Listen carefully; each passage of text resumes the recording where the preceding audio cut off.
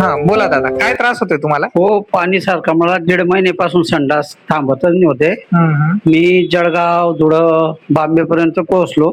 हम्म. भरपूर पैसे मोडले. सोनोग्राफ, सिटी स्कॅन सगळं काही रिपोर्ट 35-40 हजाराचे केले, पण निदान कुणालाच नाही सापडत होतं. म्हणजे नेमका काय त्रास होत होता तुम्हाला? पाणी सारखा संडास थांबायचा आणि रात्र आणि दिवस खादलं का निघायचं, खादलं का निघायचं. बरं बरं. तर एवढे ट्रीटमेंट करून कोणालाच काही सापडलं नाही, पण तुमच्याकडे मी आलो. तुम्ही मला बांबेची ट्रीटमेंट इथं घरपोच पारडाला सेवा केली. त्या मेडिकलमध्ये मला 100% गुण लागला तुमच्याकडून. बरं बरं बरं.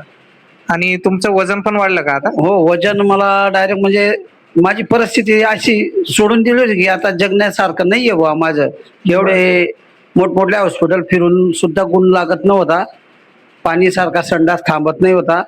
पण तुम्ही मला एक देवरूपी डॉक्टर्स भेटले आणि तुम्ही खूप 100% 15 दिवसात मला क्लिअर केलं.